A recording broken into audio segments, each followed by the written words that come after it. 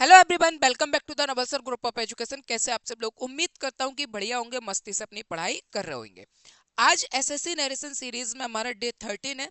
Day first से लेकर 12 तक मैंने सारे भी रूल्स आपको पढ़ाए हुए हैं। आज हम जो देखेंगे इसमें एसएससी में आए हुए क्वेश्चन यानी एसएससी पीवाईक्यू प्रैक्टिस सेट है। एक तरीके से जो भी सभी क्वेश्चन जो है वो आए हुए ऑलरेडी।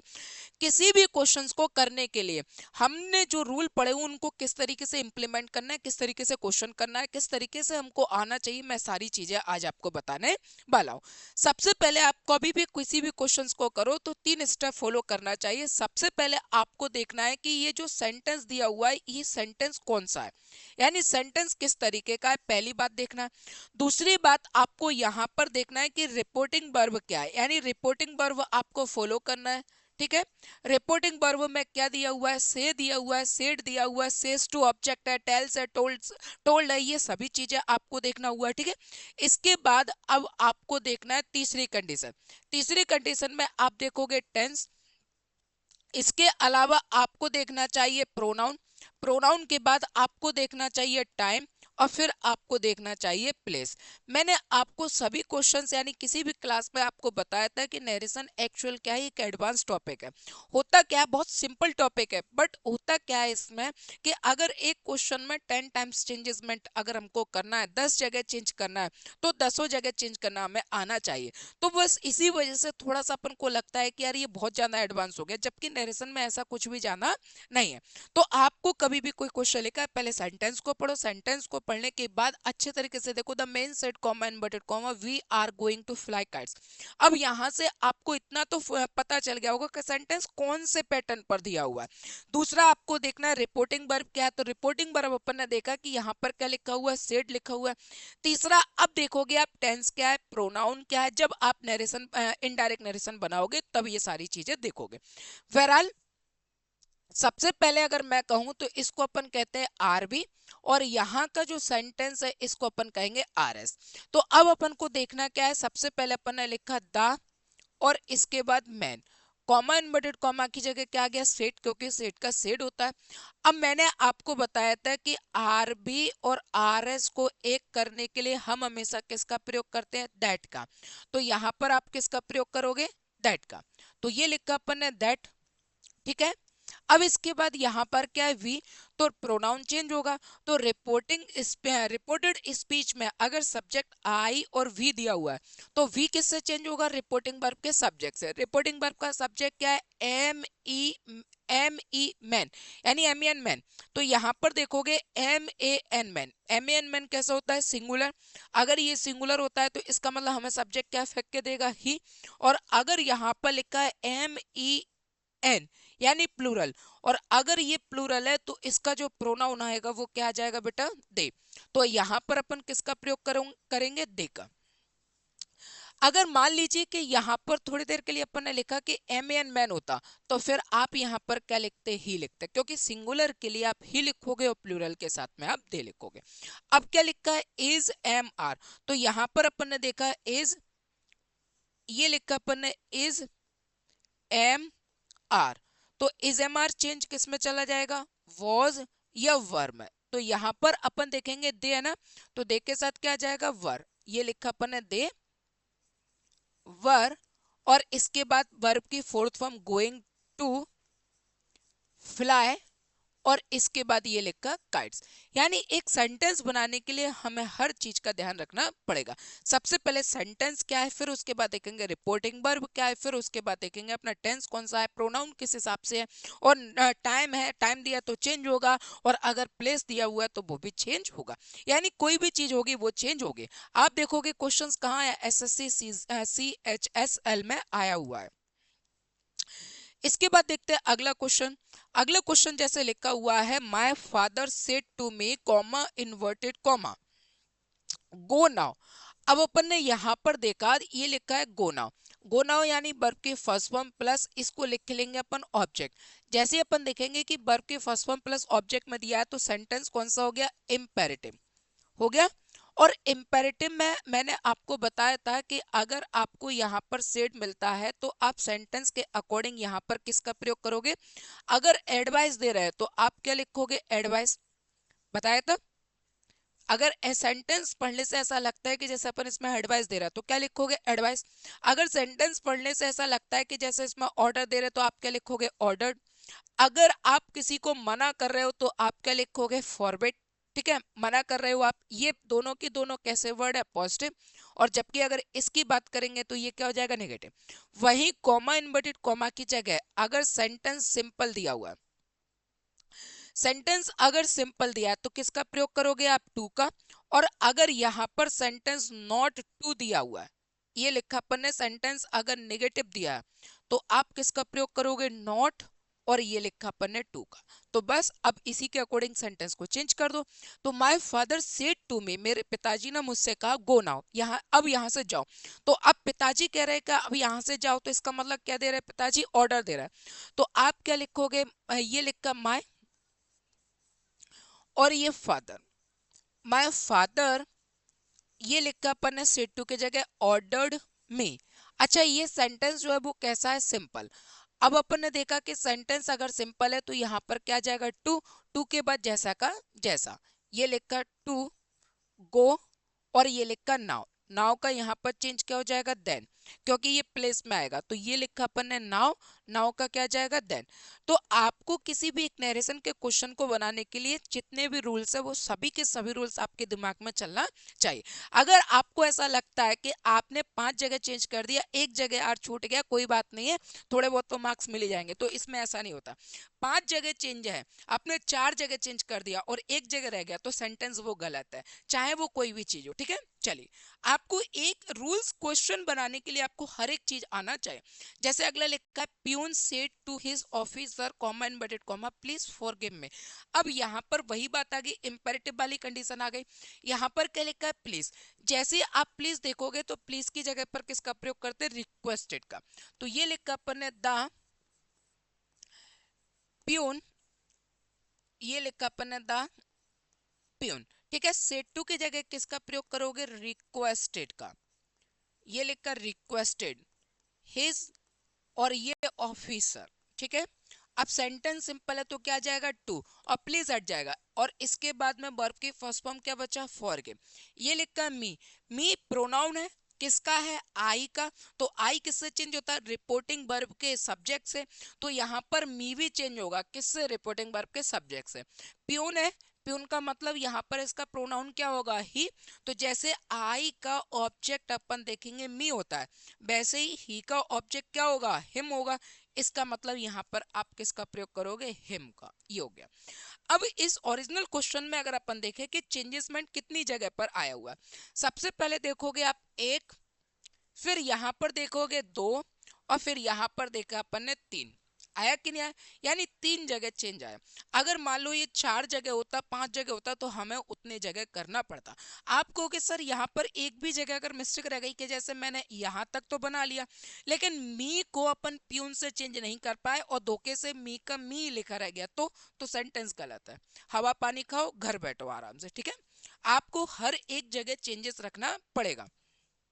अगला question, the teacher said to him, comma inverted comma, और नॉट टू गो आउट, यानी डू नॉट गो आउट। अब टीचर ने कहा कि टीचर ने उससे कहा कि वहां मत जाओ, तो सेंटेंस नेगेटिव हो गया। आप देखोगे एसएससी सीजीएल टायर 2, ये लिखा अपन ने नॉट टू गो आउट। ठीक है, यानी do not go out, sentence क्या हो गया, नेगेटिव। अब सेंटेंस अगर यहां पर नेगेटिव हो गया तो अब आपको समझना क्या है, मैंने बताया था कि इंपेरेटिव में आप 3 चीजों का प्रयोग करोगे। सबसे पहले क्या आ जाएगा, एडवाइज्ड, जो कि पॉजिटिव वर्ड है। ठीक, इसके अलावा आप किसका प्रयोग करोगे, ऑर्डर्ड का। इसके अलावा आप किसका प्रयोग कर सकते हो मना करने के लिए, फॉरवर्ड का। और ये कैसा वर्ड है, नेगेटिव। फिर मैंने आपको बताया था कि कॉमा इनवर्टेड कॉमा, तो यहाँ पर अपन देखेंगे टेंस। अगर ये जो टेंस है सिंपल दिया हुआ है, अगर टेंस सिंपल है तो क्या आ जाएगा, टू। और सेंटेंस अगर निगेटिव है तो आप किसका प्रयोग करोगे, नॉट टू का। बताया था, ठीक है। अब यहां पर नेगेटिव सेंटेंस हो गया, तो सबसे पहले आप क्या लिखोगे, द, और ये लिखा टीचर सेटू की जगह। अब यहां से दो बातें आ जाएगी। मान लीजिए कि मैं इस सेंटेंस को एडवाइस से बनाना चाहता हूं, तो एडवाइस से अगर बनाना चाहते हो तो आप क्या लिखोगे, द टीचर एडवाइज्ड, यानी टीचर ने हमें सलाह दी teacher advised him not to हट जाएगा, कॉमा इनवर्टेड कॉमा की जगह क्या आ जाएगा, नॉट टू, और बचा क्या, गो आउट, ये लिख दिया अपन ने, ये बन गया आपका इनडायरेक्ट। अब अगर मान लीजिए कि आपको लगता है कि सर अगर इस क्वेश्चन को मैं डायरेक्टली फॉरवर्ड से बना दूं, यानी मना करने से बना दूं, तो कोई बात नहीं, आप बना सकते हो। तो सबसे पहले आप क्या लिखोगे, द, और ये लिखकर टीचर, द टीचर फॉरवर्ड, और ये लिखा हिम। अच्छा, फॉरवर्ड कैसा वर्ड है, नेगेटिव। अब ये नेगेटिव है और हमें ये अच्छे से पता है कि कॉमा इन्वर्टेड कॉमा की जगह नॉट टू आएगा, तो आपको यहाँ पर नॉट टू नहीं लिखना, अकेला क्या लिखना है, टू, क्योंकि यहाँ जो नॉट आएगा वो इसमें आ गया ऑलरेडी। यानी एक सेंटेंस में आप किसी भी एक जगह ही निगेशन वर्ड दे सकते हो, और वो निगेशन वर्ड कहाँ गया, फॉरवर्ड अपने आप में ही नेगेटिव है। जब वो नेगेटिव है तो आपको नॉट लगाने की जरूरत नहीं पड़ेगी।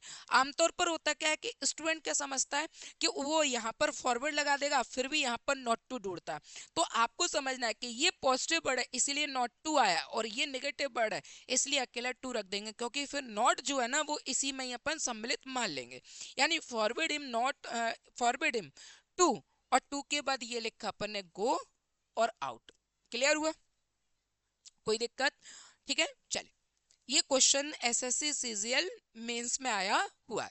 अगला क्वेश्चन जैसे लिखा हुआ है, Rajiv said to me comma inverted comma he plays with right hand. कोई बात नहीं, सबसे पहले अपन ने लिखा राजीव, ठीक है, और सेड टू की जगह आप किसका प्रयोग करोगे, टोल्ड, और ये मी, कॉमा इनवर्टेड कॉमा की जगह क्या आ गया, दैट। अब अपन देखेंगे आगे का सेंटेंस, सब्जेक्ट क्या लिखा, ही किसी भी कंडीशन में चेंज नहीं होता, चेंज नहीं होगा तो ही की जगह ही, ये लिखा अपन ने वर्ब की फर्स्ट फॉर्म प्लस एस या ईएस। अब अपन को अच्छे से पता है कि वर्ब के फर्स्ट फॉर्म प्लस एस या ईएस ये चेंज होता है किसमें, वर्ब की सेकंड फॉर्म है। तो प्लेस का सेकंड फॉर्म क्या हो जाएगा, प्लेड, फिर लिखा अपन ने विद, और इसके बाद अब लिखेंगे अपन राइट, और ये लिखा हैंड, ये बन गया आपका क्वेश्चन। यानी Rajiv told me that he played with right hand. Clear हुआ, चलिए, ही चेंज नहीं करते। अगला question, he said to me comma inverted comma where are you going. Question सबसे पहले आप क्वेश्चन पढ़ा, क्वेश्चन जैसे ही पढ़ोगे तो आपको यहाँ पर मिल गया क्वेश्चन मार्क, और क्वेश्चन मार्क अगर मिल गया तो यहाँ से एक चीज आपके दिमाग में आना चाहिए, वो क्या, कि ये जो सेंटेंस है ये सेंटेंस कैसा हो गया, इंटेरोगेटिव, यानी ये सेंटेंस हो गया इंट्रोगेटिव। अब अगर ये इंट्रोगेटिव हो गया तो आपको देखना है कि ये कौन सा इंट्रोगेटिव है, फर्स्ट इंट्रोगेटिव है या फिर इसके अलावा ये सेकंड इंट्रोगेटिव है। सेकंड इंट्रोगेटिव यानी अपन इसको कहते हैं डब्ल्यू एच वर्ड वाला, ठीक है, ठीक। तो यहाँ पर आप क्या देखोगे, वेयर, इसका मतलब ये डबल इंट्रोगेटिव हो गया। तो आपको सबसे पहले क्या लिखना है, ही, सेड टू की जगह यहाँ पर क्या आ जाएगा, आस्क्ड, फिर इसके बाद में मी। अब डबल इंटरोगेटिव अगर सेंटेंस हो तो कॉमा इन्वर्टेड कॉमा की जगह जो भी डब्ल्यू एच वर्ड होता है उसी को ही लिख देते हैं, ठीक है।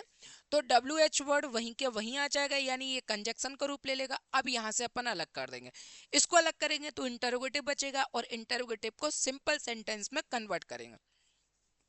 यहाँ ये सेंटेंस किस में कर दोगे आप, सिंपल में, सिंपल में चेंज करोगे तो सबसे पहले आपको क्या चाहिए, सब्जेक्ट, सबसे पहले सब्जेक्ट, सब्जेक्ट के बाद में अगर हेल्पिंग वर्ब हो तो ठीक है, नहीं हो तो डायरेक्ट वर्ब का सेकंड फॉर्म लिखेंगे, और ऑब्जेक्ट। तो यहाँ यू को अपन मी से चेंज करेंगे, क्या हो जाएगा, आई, ठीक है। इज एम आर का क्या हो जाएगा, वॉज वर, तो आई वॉज, और इसके बाद फोर्थ फॉर्म क्या हो जाएगा, गोइंग। ये बन गया आपका इनडायरेक्ट नरेशन। क्लियर हुआ, चलिए आगे लिखे। अगला क्वेश्चन लिखा, they said comma inverted comma we were living in Paris, SSC CGL mains. सबसे पहले क्या लिखोगे, दे के बाद सेड, कॉमा इनवर्टेड कॉमा की जगह दैट। अब ये लिखा है वी रिपोर्टिंग वर्ब के सब्जेक्ट से चेंज होगा, तो रिपोर्टिंग वर्ब का सब्जेक्ट कौन है, दे, सबसे ये लिखा अपन ने दे। अब यहाँ पर अपन देखेंगे कि अगर आपको डायरेक्ट में वॉज या वर दिया हो तो ये इनडायरेक्ट में किस में चेंज हो जाएगा, हैड और ये बीन में। तो ये लिखा अपन ने दे हैड बीन, और इसके बाद यहाँ पर लिखा अपन ने फोर्थ फॉर्म लिविंग इन, और इसके बाद में ये लिखा अपन ने पेरिस। बहुत सिंपल है, बस आपको चेंजेस करना बहुत अच्छे से आ जाए। अब चेंज करना कैसे आएगा, इसके लिए क्या करोगे, इसके लिए सबसे इंपॉर्टेंट है जितने मैंने डे फर्स्ट से लेकर 12 तक जितने भी रूल सिखाए हुए हैं उन सभी रूल्स को आप लोग अच्छे तरीके से पढ़ लेना। जब रूल पढ़ोगे तो आ जाएगा। दुनिया की कोई भी चीज हो, जितने ज्यादा रूल्स पढ़ते जाओगे, जितना अच्छे तरीके से उसको डिटेल में पढ़ते चले जाओगे, उतना ज्यादा टॉपिक क्लियर हो जाएगा। मैं सिलेबस डिटेल में पढ़ने की बात नहीं कर रहा हूँ, मैं उस टॉपिक को पढ़ने की बात कर रहा हूँ जो टॉपिक आपके एग्जाम में पूछा जाता है। बहरहाल अगर मैं आपको एक चीज अच्छे से समझा दूं, किसी भी एग्जाम को निकालने के लिए ज्यादा डीप जाने की जरूरत नहीं है, आपको टीचर बनने की जरूरत नहीं है। एज अ स्टूडेंट रहो और कितने सिलेबस में हो, किन किन टॉपिक के साथ में हमारा सिलेबस और ज्यादा मजबूत होकर हम सिलेक्शन तक पहुंच सकते हो, उस पर ज्यादा ध्यान दो। लेकिन किसी भी टॉपिक को सीखने के लिए उस टॉपिक के अंदर तो जा सकते हो ना, फालतू चीजों में मत जाइए, पर जो टॉपिक सीख रहा हो उस टॉपिक को तो पूरा कंप्लीट करना हमारे लिए बहुत ज्यादा जरूरी है। क्योंकि कहीं एसएससी एग्जाम कहीं से भी कुछ भी पूछ सकता है, ऐसा नहीं है कि वो आपके हिसाब से पूछेगा, वो कुछ भी पूछ सकता है, तो टॉपिक मजबूत करिए। सिद्धार्थ सेज, अब यहां पर देखोगे सेज लिखा है, सेज वाली कंडीशन में अगर अपन इसकी बात करेंगे तो ये जो आर एस रहता है, ये आर एस कैसा रहेगा, नो चेंज, यानी टेंस चेंज नहीं होगा। तो अब अपन देखेंगे कि इज एम आर का वॉज वर नहीं करेंगे। सबसे पहले क्या लिखोगे, सिद्धार्थ, और ये लिखा है सेज, कॉमा इनवर्टेड कॉमा की जगह दैट, टेंस चेंज नहीं होगा, टेंस चेंज नहीं होगा। द टीचर, और ये इज एम आर का वॉज वर नहीं होगा, इज एम आर का इज एम आर ही रहेगा, इज नॉट, और ये लिखा एट, और इसके बाद होम, ये बन गया। हाँ, अगर यहां पर सेज लिखा है, जैसे ये यहाँ पर से लिखा है, सेज की जगह अगर सेड होता, तो यहाँ पर ये जो इज लिखा है, इस इज की जगह यहाँ पर क्या होता, वॉज होता। ये सारी चीजें मैंने आपको रूल्स पढ़ाते समय बहुत अच्छे से बताई। ठीक है, चले अगला क्वेश्चन अगर अपन देखें, they said to me it has been raining heavily and you can not go, double sentence है। सबसे पहले अपन देखेंगे सी, सेड टू की जगह क्या आ जाएगा, told me, comma inverted comma की जगह दैट, इट चेंज नहीं होता तो इट का इट लिखा, हैज बीन का यहां पर चेंज करोगे पास्ट में तो ये हो जाएगा हैड बीन, और फोर्थ फॉर्म ये लिखा अपन रेनिंग, ठीक है, और इसके बाद में ये लिखा हैवीली, एंड अब ये मिल गया यू, यू को अपन किससे चेंज करेंगे, मी से, क्या आ जाएगा आई, ये लिखा कैन नॉट, और कैन नॉट को अपन किस में चेंज कर देंगे, इसका पास्ट कुड नॉट, और इसके बाद ये लिखा गो। सेंटेंस बड़ा है, पर इसका मतलब ये नहीं है कि सेंटेंस हमको आएगा नहीं, रूल्स वही लगना, और बड़ा होता तो भी करते चले जाते, रूल्स वही है। अब जैसे सेंटेंस बड़ा लिखा हुआ, अब अपन इसमें देखेंगे कितनी जगह चेंज आया हुआ है। तो सबसे पहले जैसे मैंने कहा एक, फिर इसके बाद मैंने कहा दो, हैज बीन का हैड बीन हुआ तीन, इसके बाद यहाँ पर यू को अपन ने मी से चेंज किया, ये हो गया चार, और इसके बाद कैन नॉट को अपन ने कुड नॉट में बदल दिया, ये हो गया पांच। पूरे सेंटेंस में केवल 5 जगह चेंज आया हुआ है। अब 5 जगह चेंज आया हुआ है तो जैसे अपन ने कहा कि इसको और ज्यादा डिटेल में समझेंगे तो क्या होगा, तो इसको अपन कहेंगे रिपोर्टिंग वर्ब, इसको अपन क्या कहेंगे, रिपोर्टिंग वर्ब में, ठीक। इसको अपन क्या कहेंगे, कंजक्शन, ये आ जाएगा आपका कंजक्शन, ठीक है, ये हो गया कंजक्शन। इसकी बात करेंगे तो ये हो गया हमारे लिए हेल्पिंग वर्ब। यहां अगर अपन बात करेंगे तो ये हो गया अपने लिए प्रोनाउन, और यहाँ पर अगर अपन बात करेंगे तो ये हो गया अपने लिए मॉडल वर्ब्स।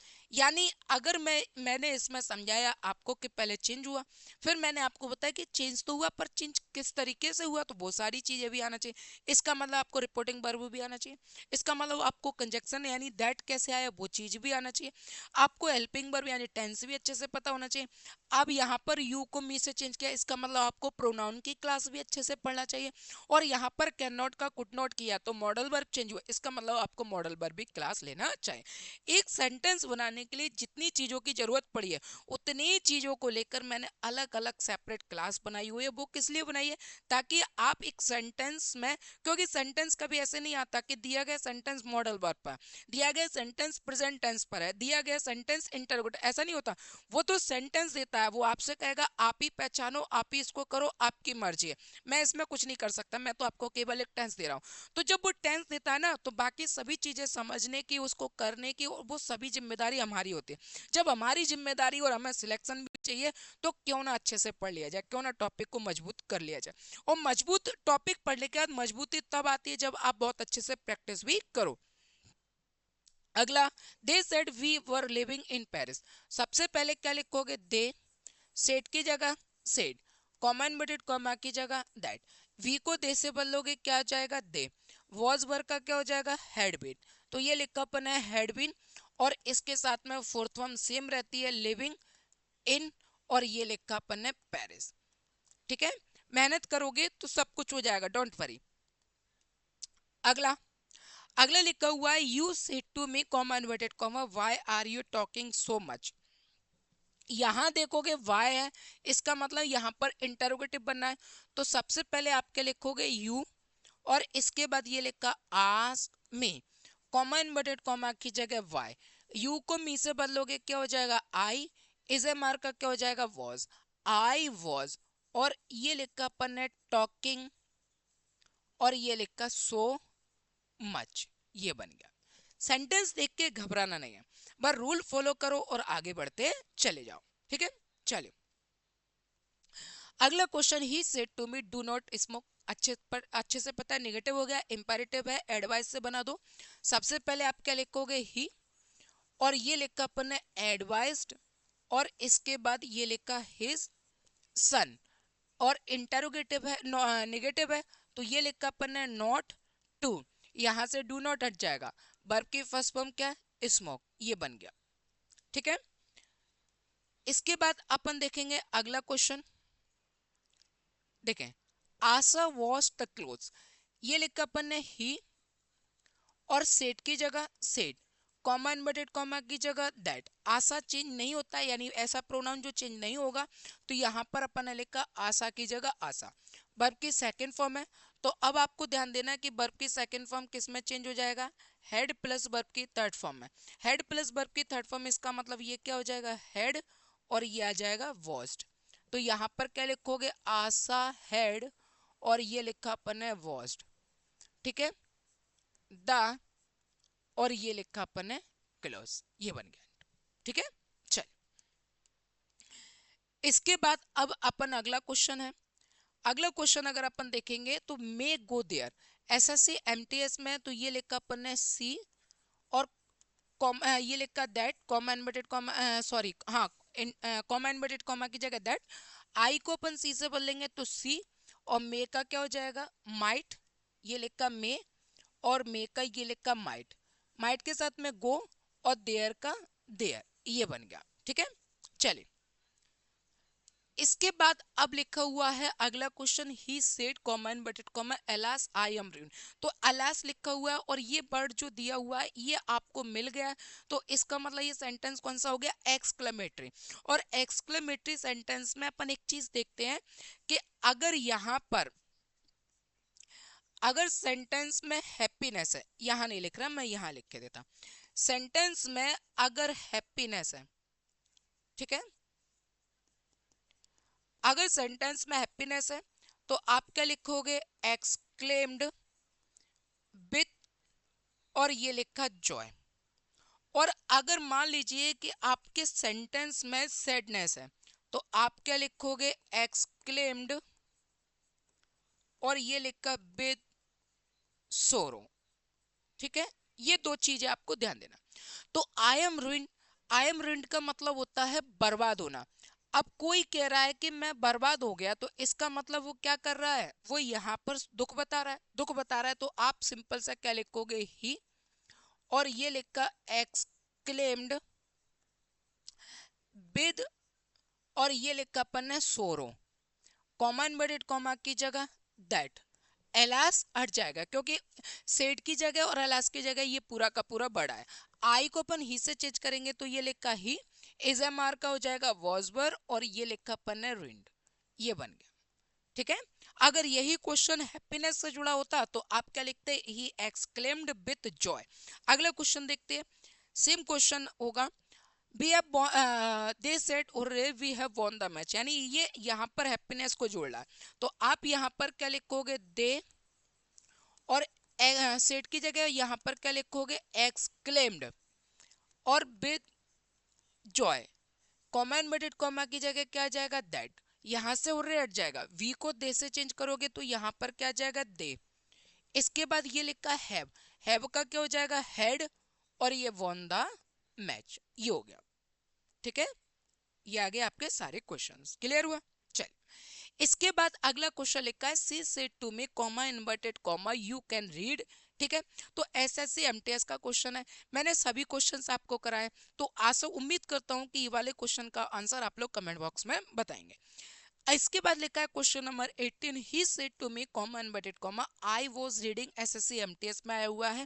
क्वेश्चन का आंसर आप लोग कमेंट बॉक्स में बताएंगे। तो बस इतने क्वेश्चन थे जो कि एसएससी सीजीएल या एसएससी सीएचएसएल है, एमटीएस है, प्री हो या मेंस हो, उसमें ऑलरेडी आए हुए हैं। मैंने एक क्वेश्चन कराने के साथ साथ मैं थोड़े से रूल्स जो थे उनको भी रिव्यू करा दिया धीरे धीरे करके। बहरहाल किसी भी टॉपिक को अगर मजबूत करना है तो लगातार प्रैक्टिस करते रहिए, आपका सिलेक्शन आपसे ज्यादा दूर नहीं है।